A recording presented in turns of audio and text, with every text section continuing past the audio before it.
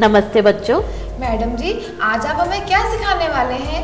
बच्चों, आज हम ऑफिस पैकेज के अंतर्गत आने वाले दूसरे एप्लीकेशन सॉफ्टवेयर को जानेंगे। देखो, जो कि हमने पहले पढ़ा, यह है वर्ड प्रोसेसर का विकल्प। इसी तरह से यह जो दूसरा विकल्प है, इसके द्वारा प्रेजेंटेशंस तैयार किए जाते हैं। और बच्चों, यह है स्प्रेडशीट का एप्लीकेशन सॉफ्टवेयर। इसका नाम एक्सेल है। इसके द्वारा इलेक्ट्रॉनिक स्प्रेडशीट तैयार की जाती है।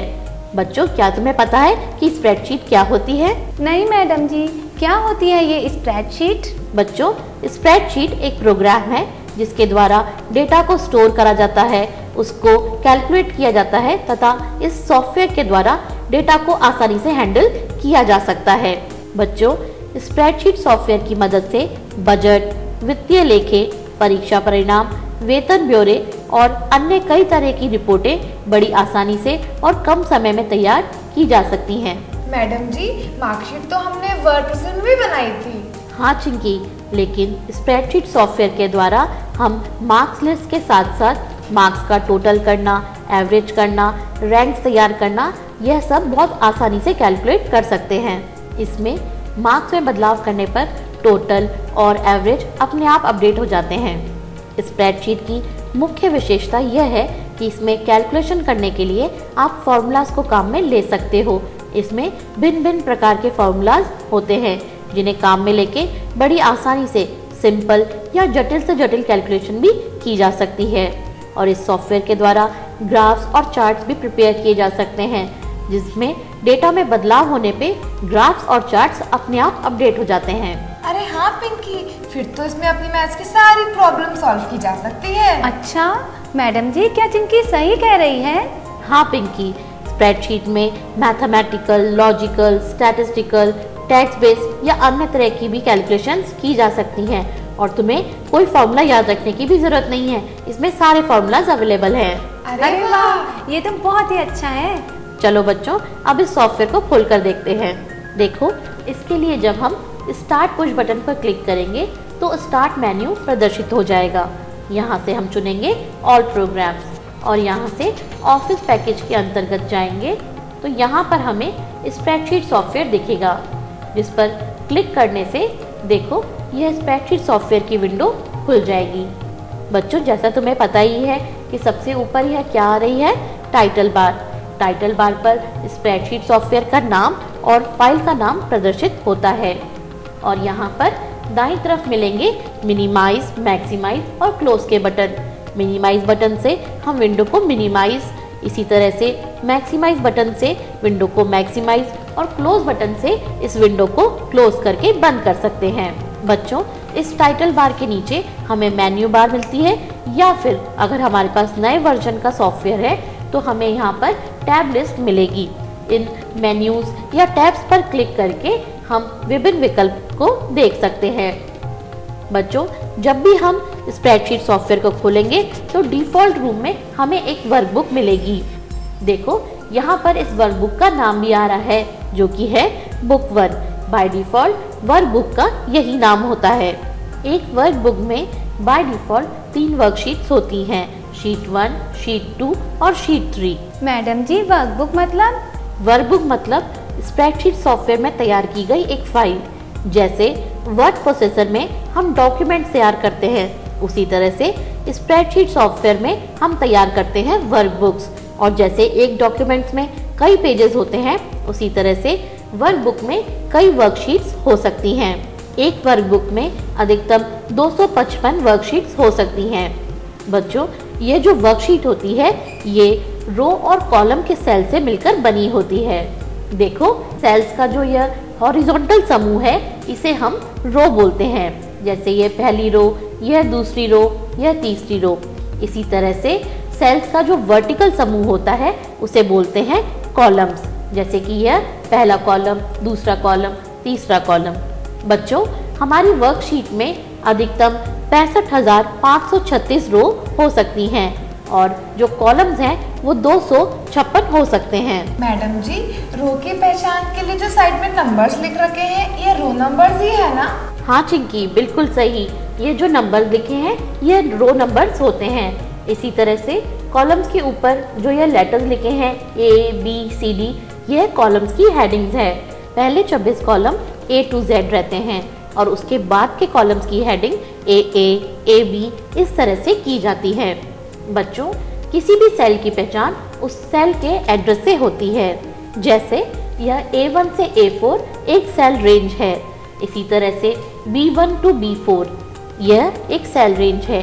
किसी भी सेल रेंज को व्यक्त करने के लिए कोलोन का प्रयोग किया जाता है, जैसे A1 कोलोन A4 यानी कि A1 से A4 तक के सेल्स। देखो बच्चों, इस विंडो में तुम्हें कॉमन इंटरफेस एलिमेंट्स जैसे title bar, status bar, scroll बार, इनके अलावा भी कई एलिमेंट्स दिखेंगे। जैसे कि यह है नेम बॉक्स, इसके अंदर सेल का एड्रेस प्रदर्शित होता है। जैसे अभी हमारा एक्टिव सेल है D4, तो नेम बॉक्स में सेल का एड्रेस आ रहा है D4। मैडम जी, एक्टिव सेल मतलब जिस सेल पे हमने क्लिक कर रखा है वह क्या? हाँ पिंकी, हम एक बार में एक ही सेल पर कार्य कर सकते हैं और उसी सेल में डेटा डाल सकते हैं। तो जो हमने सेल चुन रखा है वही एक्टिव सेल होता है। देखो, अभी हम किसी भी सेल पर क्लिक करेंगे तो वह हाईलाइट हो जाएगा और दिखेगा कि यह एक्टिव सेल है। हाँ, और नेम बॉक्स में आपने जो सेल चुना उसका एड्रेस भी आ गया। हाँ चिंकी। मैडम जी, नेम बॉक्स के आगे यह एक बार आ रही है, यह क्या है? पिंकी, यह फॉर्मूला बार है। इसके अंदर एक्टिव सेल का कंटेंट शो होता है और उस कंटेंट को हम यहाँ से एडिट भी कर सकते हैं। देखो, मैंने इस सेल में लिखा कंप्यूटर क्लास। अब इसे मैं यहाँ से भी एडिट कर सकती हूँ और फॉर्मूला बार में जाकर भी एडिट कर सकती हूँ। देखो, जब मैं इस सेल पर जाकर इस पर डबल क्लिक करूँगी तो कर्सर इस सेल के अंदर आ जाएगा। अब मैं अपने टेक्स्ट को एडिट कर सकती हूँ और चाहें तो हम फॉर्मूला बार पर जाकर भी इस तरह से, जब फॉर्मूला बार पर क्लिक करेंगे यहाँ से भी हम इस सेल के कंटेंट को एडिट कर पाएंगे। मैडम जी, एक बात समझ नहीं आई, हम इसे फॉर्मूला बार क्यों कह रहे हैं जबकि यह तो सिर्फ सेल के कंटेंट शो कर रहा है। समझाती हूँ बच्चों। देखो, किसी सेल में जो डेटा लिखा रहता है वह उस सेल की वैल्यू होती है। जैसे यहाँ इस सेल में लिखा है 50, तो यह हुई सेल की वैल्यू। अगर यह वैल्यू किसी फॉर्मूला पर आधारित होती है तो यह फॉर्मूला हमें फॉर्मूला बार में दिखाई देगा। सेल में तो हमें मात्र सेल की वैल्यू ही दिखाई देगी, लेकिन अगर हमें फॉर्मूला देखना है या उसे एडिट करना है तो यह काम फॉर्मूला बार में से किया जा सकता है। फॉर्मूला बार के बाईं तरफ जो यह कैंसिल का बटन है, इस पर क्लिक करके हम किसी गलत फॉर्मूला को कैंसिल कर सकते हैं, या फिर इस पर जो चेक का बटन है इसको देकर हम किसी फॉर्मूला को एंटर कर सकते हैं। तो बच्चों, फॉर्मूला को एडिट करने के लिए या शो करने के लिए फॉर्मूला बार का इस्तेमाल होता है। तो बच्चों, आया समझ तुम्हें फॉर्मूला बार का फंडा? जी मैडम जी। चलो बच्चों, अब हम एक नई वर्कबुक खोलना, किसी एग्जिस्टिंग वर्कबुक को खोलना और इन वर्कबुक्स को सेव करना सीखते हैं। न्यू कमांड से हम एक नई वर्कबुक खोल सकते हैं। देखो, Alt F दबाकर जब हमने न्यू कमांड दिया तो यहाँ पर बुक 2 नाम से एक नई वर्कबुक खुल गई। ऐसा क्यों हुआ? क्योंकि पहले से यहाँ पर बुक 1 नाम की एक वर्कबुक खुली हुई है। इसी तरह से बच्चों, अगर कोई वर्कबुक सेव है और उसे आप कंप्यूटर की सेकेंडरी मेमोरी से यहाँ पर देखना चाहते हो तो फिर ओपन कमांड हमें चुनना होगा। जब हम ओपन बटन पर क्लिक करेंगे तो जो फाइल हमने चुनी है वो यहाँ पर खुल जाएगी। इसी तरह से बच्चों, अपनी वर्कबुक को कंप्यूटर की मेमोरी में परमानेंटली सेव करने के लिए हमें उस वर्कबुक को सेव करना होगा। सेव करने पर हमें उस फाइल का लोकेशन और नाम देना होगा और इस तरह से हमारी वर्कबुक कंप्यूटर की मेमोरी में भंडारित हो जाएगी। बच्चों, वर्ड प्रोसेसर की तरह ही यहाँ पर स्प्रेडशीट सॉफ्टवेयर में भी हम Ctrl+N, Ctrl+O, Ctrl+S की शॉर्टकट कीज से इन सब कमांड्स को एग्जीक्यूट कर सकते हैं। चलो बच्चों, अब हम अपनी इस वर्कशीट में कुछ डेटा डालना सीख लेते हैं। इसमें हम numeric, date time, tags, character base किसी भी तरह का डेटा डाल सकते हैं और किसी न्यूमेरिक या किसी अन्य तरह के डेटा पे कोई कैलकुलेशन होनी है तो उसके लिए हम यहाँ पर फॉर्मूला भी लिख सकते हैं। इसी तरह से कुछ डेटा की हमें हेडिंग्स देनी होंगी तो उसके लिए हम टेक्स्ट एंट्रीज भी कर सकते हैं। चलो बच्चों, अब हम इसमें कुछ डेटा तैयार कर लेते हैं। चिंकी, तुम करोगी टाइप? हाँ मैडम जी, क्यों नहीं। चलो, सबसे पहले वाली रो में लिखो mid term marks. Chinki, mid term marks लिखने के बाद अब तुम्हें अगली रो में जाना है। उसके लिए तुम एंटर कुंजी दोगी तो देखो नीचे आ गए हम लोग। चलो अब यहाँ पे लिखो रोल नंबर। इसी तरह से अगले कॉलम में नेम। अगले कॉलम पे जाने के लिए टैब की देंगे। टैब की देकर अगले कॉलम पे जाओ, इसमें लिखो हिंदी। इसी तरह से अगले कॉलम में इंग्लिश, मैथ्स और अंत में लिखेंगे टोटल। चिंकी, अब हम एंटर देंगे तो देखो हम पहुंच गए नीचे वाली रो पर। चलो अब तुम सारा डेटा तैयार कर लो। मैडम जी कितना डेटा डालना है इसके अंदर? कम से कम 4-5 रिकॉर्ड। तो बच्चों, जैसे अभी मैंने बताया कि टैब की देने से हम अगले कॉलम के सेल पर पहुंच जाते हैं और एंटर की देने से हम नीचे वाले सेल पर आ जाते हैं। अगर हमें उस रो के पहले कॉलम पर जाना हो तो उसके लिए हम होम की प्रेस करते हैं, और अगर हमें वर्कशीट के सबसे पहले वाले रो के सबसे पहले कॉलम के सेल पर जाना हो, यानी जो वर्कशीट का पहला सेल है A1, उस पर जाना हो तो उसके लिए हम प्रेस करेंगे कंट्रोल प्लस होम। इसी तरह से कंट्रोल प्लस एंड देकर वर्कशीट के सबसे आखिरी सेल, यानी कि जितने एरिया में हमने काम किया है उसके आखिरी में जाने के लिए कंट्रोल प्लस एंड कुंजी दबाई जाती है। इसी तरह से बच्चों, एरो कीज का प्रयोग करके भी हम ऊपर, नीचे या दाएं बाएं के सेल पर जा सकते हैं। हो गया madam ji. Very good Chinki. बच्चों, जैसे हम एंटर कुंजी देकर एक रो नीचे के सेल पर आ रहे थे, अगर हम इस एंटर कुंजी को शिफ्ट के साथ देंगे, यानी कि शिफ्ट के साथ एंटर कुंजी दबाएंगे, तो हम लोग एक रो ऊपर के सेल पर पहुंच जाएंगे। इसी तरह से हम लोग टैब कुंजी देकर आगे की कॉलम के सेल पर जा रहे थे, पर अगर हम शिफ्ट के साथ टैब कुंजी देंगे तो हम लोग पीछे के सेल पर जाएंगे, यानी कि पीछे वाले कॉलम के सेल पर पहुंच जाएंगे शिफ्ट के साथ टैब कुंजी देने पर। बच्चों देखो, मैंने तुम्हें बताया था कि ये नेम बॉक्स है। नेम बॉक्स में अगर हम सेल का एड्रेस लिख दें, जैसे कि मान लो हमें पहुंचना है बी कॉलम के 6th रो पर, तो हम यहाँ पर लिख दें B6। तो देखो बच्चों, नेम बॉक्स में B6 लिखते ही और एंटर करते ही हमारा जो B6 वाला सेल है वह हाईलाइट हो गया। इसी तरह से बच्चों, हम गो टू कमांड के द्वारा भी किसी भी सेल पर जा सकते हैं। जैसे गो टू पर हमने क्लिक किया, ये गो टू का डायलॉग बॉक्स आ गया। अब यहाँ पर हमने लिखा, यहाँ जो ये रेफरेंस का तुम्हें टेक्स्ट बॉक्स दिखाई दे रहा है, यहाँ पे हमने लिखा A1 लिखा और ओके बटन पर क्लिक किया तो देखो A1 सेल हाईलाइट हो गया। तो बच्चों, इस तरह से नेम बॉक्स पे या फिर गो टू कमांड में सेल रेफरेंस देकर हम किसी भी सेल पर पहुंच सकते हैं। मैडम जी, अगर कुछ गलत टाइप हो जाए तो उसे कैसे ठीक करेंगे? देखो पिंकी, जब सेल पर माउस पॉइंटर के द्वारा क्लिक करोगे और नया टेक्स्ट टाइप करोगे तो ये नया वाला टेक्स्ट पुराने वाले टेक्स्ट को ओवरराइट कर देगा। लेकिन अगर सेल में जो टेक्स्ट लिखा है उसमें केवल कुछ चेंजेस ही करने हैं तो उसके लिए सेल पर जाकर डबल क्लिक करना होगा। डबल क्लिक करके और कर्सर को सही जगह पर प्लेस करके आप अपने पुराने वाले टेक्स्ट में चेंजेस कर सकते हैं। और यदि टेक्स्ट बहुत लंबा है तो फिर फॉर्मूला बार में जाकर भी चेंजेस कर सकते हैं। बच्चों, किसी भी सेल पर चेंजेस करने के लिए अगर आप उस सेल पर जाकर F2 कुंजी दबाएंगे तो जो कर्सर होगा वो उस सेल के आखिरी में पहुंच जाएगा, यानी सेल में जो टेक्स्ट है उसके आखिरी में पहुंच जाएगा। अब आप टेक्स्ट में चेंजेस कर सकते हो। चलो बच्चों, अब हम सेल्स को या फिर रेंज ऑफ सेल को सेलेक्ट करना सीखते हैं। देखो, किसी भी सेल को सेलेक्ट करने के लिए हम माउस के द्वारा उस सेल पर क्लिक करेंगे तो वह सेल सेलेक्ट हो जाएगा। इसी तरह से बच्चों, हम कीज की मदद से भी किसी भी सेल पर जाकर उसे चुन सकते हैं।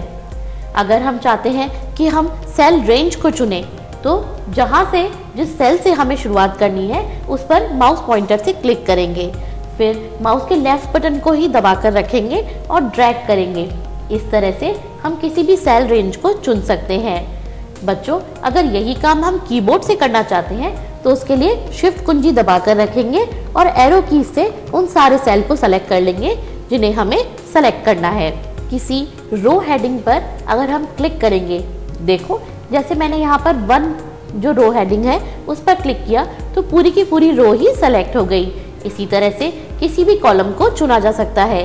कॉलम हेडिंग या रो हेडिंग्स पर क्लिक करके रो और कॉलम को चुना जाता है। इससे पूरी की पूरी रो या पूरा का पूरा कॉलम सेलेक्ट हो जाता है। बच्चों, अगर हमें मल्टीपल रो या कॉलम सेलेक्ट करने हैं तो माउस को हम ड्रैग करके इस तरह से सारे कॉलम्स को या फिर 2-3 रोज को सेलेक्ट कर सकते हैं। हमें केवल माउस को ड्रैग करना होगा रो या कॉलम की हेडिंग्स पर। हम यह काम कीबोर्ड से भी कर सकते हैं। इसके लिए शिफ्ट कुंजी दबाकर रखेंगे और एरो कीज से यह सारे कॉलम्स या रोज चुन लेंगे। बच्चों, इसी तरह से अभी तो हमने जो मल्टीपल सिलेक्शन किया वह केवल निकटवर्ती रोज या कॉलम का किया। अगर जो रो हमें चुननी है वह निकटवर्ती ना हो, जैसे मान लो हमें यहाँ पर बी और ई वाली कॉलम्स चुननी है, तो यह कैसे करेंगे? सबसे पहले हम बी कॉलम को चुनेंगे। इसके लिए हमने बी कॉलम के हेडिंग पर क्लिक किया। अब कंट्रोल कुंजी दबाकर रखेंगे और ई वाले कॉलम की हेडिंग पर क्लिक करेंगे। इस तरह से बच्चों दोनों कॉलम्स जो कि निकटवर्ती नहीं है वह चुन लिए गए। अगर निकटवर्ती कॉलम्स को या रोज को चुनना होता है तो शिफ्ट दबाते हैं, लेकिन अगर रोज या कॉलम निकटवर्ती नहीं है तो कंट्रोल कुंजी दबाते हैं। बच्चों, यहाँ रो और कॉलम के इंटरसेक्शन पर जो यह बटन है यह सेलेक्ट ऑल का बटन है। इस पर क्लिक करने से देखो पूरी वर्कशीट सेलेक्ट हो गई, अर्थात पूरी वर्कशीट के सारे सेल्स चुन लिए गए हैं। अगर हम कंट्रोल ए कुंजी दबाएंगे तो भी पूरी वर्कशीट चुन ली जाएगी। मैडम जी, सेल को सेलेक्ट करके उसे कट, कॉपी और मूव किया जा सकता है ना? हाँ चिंकी, हम सेल्स को सिलेक्ट करना इसलिए ही सीख रहे हैं ताकि हम सेल्स को कट, कॉपी, मूव कर सके या फिर उसमें फॉर्मेटिंग जैसे कि टेक्स्ट को अलाइन करना या फिर उसमें कोई कलर डालना या फॉन्ट बदलना, इस तरह की चीज़ें तभी कर सकते हैं जब हम सेल को सेलेक्ट कर सकेंगे। देखो बच्चों, जब हम इन सेल रेंज को सेलेक्ट करके इसे कट करते हैं तो इसकी बाउंड्री पर इस तरह से रोटेटिंग और ब्लिंकिंग बॉर्डर दिखाई देता है, यानी कि यह कट हो गया है। अब हम इसे पेस्ट कर सकते हैं। देखो, पेस्ट कमांड देने पर यह पूरा का पूरा यहाँ पर पेस्ट हो गया और वहाँ से हट गया। चलो इसे अंडू करते हैं। बच्चों, इसी तरह से हम कॉपी पेस्ट करते हैं। तुम्हें तो अंतर पता ही है कि कट पेस्ट करने से यहाँ से टेक्स्ट हट जाएगा और जहाँ पेस्ट किया गया है वहाँ पर पेस्ट हो जाएगा। कॉपी पेस्ट करने से यह टेक्स्ट यहाँ पर भी रहेगा और जहाँ पर पेस्ट करोगे वहाँ पर भी रहेगा। बच्चों, पर यह ध्यान रखना कि स्प्रेडशीट सॉफ्टवेयर में एक बार कट करके पेस्ट करने पर हम दोबारा से पेस्ट नहीं कर पाएंगे। देखो, हमने इस सेल रेंज को चुना और यहाँ पे करा कट। अब इसे जब हम यहाँ पर पेस्ट करते हैं तो देखो, जब हम दोबारा से पेस्ट करते हैं तो ये दोबारा से पेस्ट नहीं हो रहा। तो यहाँ स्प्रेडशीट सॉफ्टवेयर में हम एक बार ही पेस्ट कर पाएंगे, जबकि तुम्हें ध्यान होगा कि वर्ड प्रोसेसर में तो हमने एक बार कट करके कई बार पेस्ट किया था। इसी तरह से अगर किसी सेल रेंज को चुनकर उस पर डिलीट बटन दबाया जाए तो देखो इस तरह से उसके कंटेंट्स डिलीट हो जाएंगे। बच्चों, यहाँ एडिट मेन्यू के अंतर्गत भी हमारे पास क्लियर का ऑप्शन है। देखो, यहाँ पर एडिट के अंतर्गत क्लियर का विकल्प आ रहा है। इस पर क्लिक करने से हमें दूसरे विकल्प भी मिलेंगे, जैसे clear all, clear format, clear content. Clear all पर क्लिक करने से सेल में जो भी कुछ लिखा हुआ है वह डिलीट हो जाएगा। लेकिन अगर हम चुनते हैं क्लियर फॉर्मेट से हमने जो सेल चुन रखा है उस पर जो फॉर्मेटिंग की गई है केवल वही हटेगी, बाकी कंटेंट वैसा का वैसा ही रहेगा। अगर हमने चुना क्लियर कंटेंट तो जो कंटेंट उस सेल के अंदर है वह डिलीट हो जाएगा। तो बच्चों, यह अंतर है क्लियर फॉर्मेट, क्लियर कंटेंट और क्लियर ऑल में। यहाँ पर एक बात ध्यान देने की है कि स्प्रेडशीट सॉफ्टवेयर में क्लियर व डिलीट ऑपरेशन में अंतर होता है। क्लियर करने पर केवल सेल के कंटेंट्स इरेज या डिलीट होते हैं, लेकिन डिलीट ऑपरेशन से पूरी की पूरी रो या कॉलम डिलीट हो जाते हैं। देखो, जब किसी सेल पर तुम यहाँ पर राइट क्लिक करोगे तो यहाँ हमें मिलता है डिलीट विकल्प। इस शॉर्टकट मेन्यू में से डिलीट विकल्प पर क्लिक करने से देखो यह डिलीट डायलॉग बॉक्स आ गया, जहाँ पर हमारे पास एंटायर रो या एंटायर कॉलम या shift cells left and up के विकल्प हैं, जिसमें से हम किसी रो या कॉलम को या किसी सेल को डिलीट करते हैं। बच्चों, जब हम किसी रो को डिलीट करेंगे तो जो नीचे वाली रो है वो ऊपर शिफ्ट हो जाएगी। इसी तरह से किसी कॉलम को डिलीट करने पर वह कॉलम तो पूरा का पूरा डिलीट हो जाएगा, लेकिन दाईं तरफ जो कॉलम है वह बाईं तरफ आ जाएगा। लेकिन बच्चों यहाँ पर जो कॉलम की लेबल और रोज की हेडिंग है वह मेंटेन रहती है। यानी कि अगर तुम डी वाले कॉलम को डिलीट करोगे तो ई वाला कॉलम डी वाले कॉलम की जगह आ जाएगा। लेबल्स वैसे के वैसे ही रहेंगे।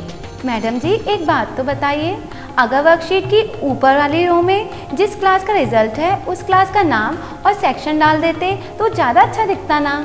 तो वो तो पिंकी अब भी डाल सकते हैं। लेकिन आप कैसे डालेंगे मैडम जी? अरे पिंकी, अपन ये सेल को सेलेक्ट करके और कट करके उसको नीचे के रो में पेस्ट कर देंगे।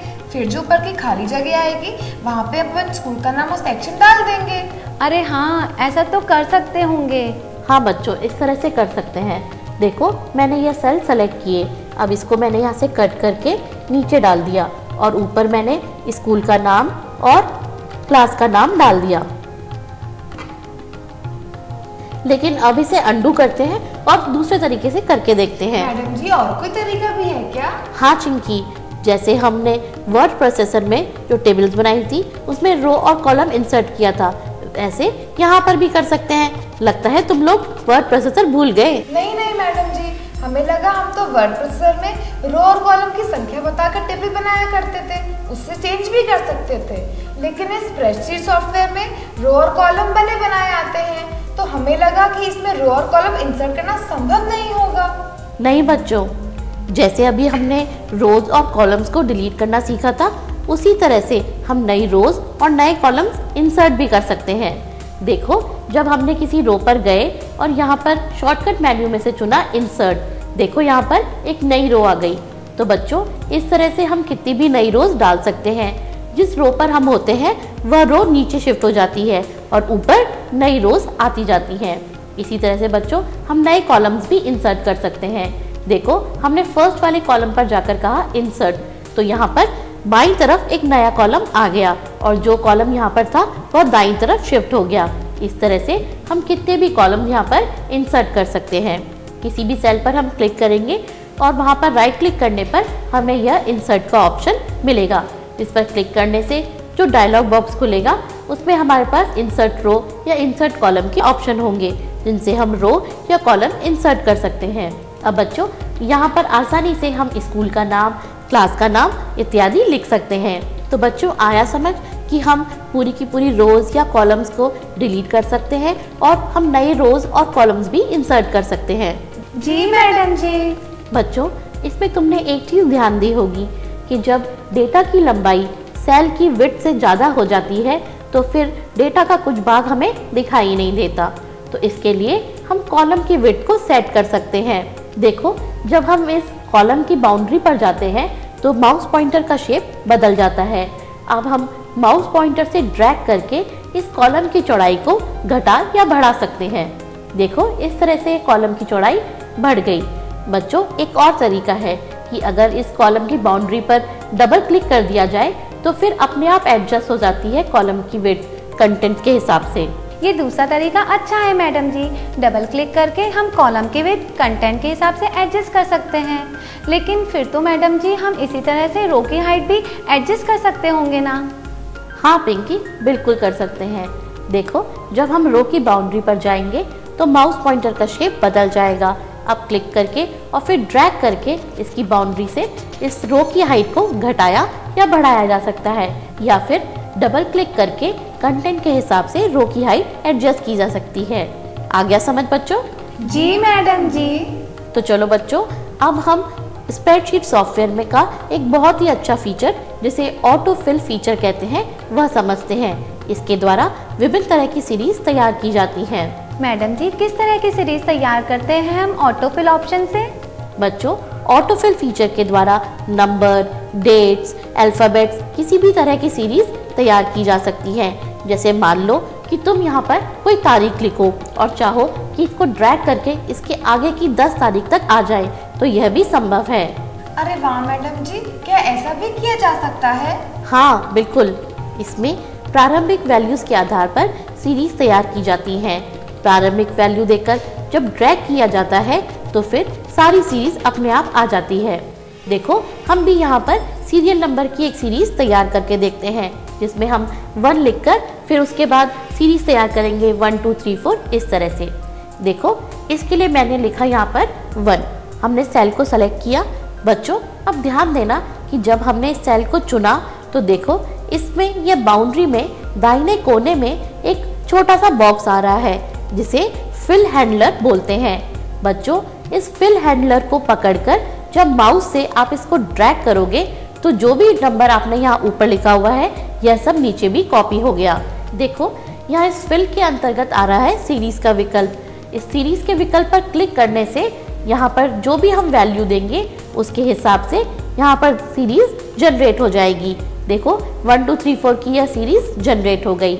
बच्चों मान लो हमने प्रारंभिक वैल्यू दी 1। अब फिल हैंडलर को ड्रैग करेंगे और कंट्रोल कुंजी भी दबाकर रखेंगे तो इससे भी सीरीज जनरेट हो जाएगी। इसी तरह से प्रारंभिक वैल्यूज देकर हम डेट्स, वीकडेज, मंथ्स इन सब की सीरीज भी तैयार कर सकते हैं। देखो जैसे मैंने यहाँ पर इस सेल में लिखा जनवरी। अब फिल हैंडलर की मदद से ड्रैग करूंगी तो देखो यहाँ पर जनवरी, फरवरी, मार्च, अप्रैल पूरे मंथ्स की सीरीज आ गई।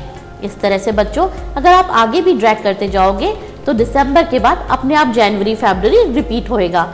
इस तरह से यह सीरीज जनरेट करते हैं। अरे वाह मैडम जी, ये तो बहुत अच्छी फैसिलिटी है। मैडम जी मैं भी मंडे ट्यूसडे की सीरीज बनाकर देखूं? हाँ चिंकी बिल्कुल बनाओ। मैडम जी पहले मंडे लिखती हूँ। हाँ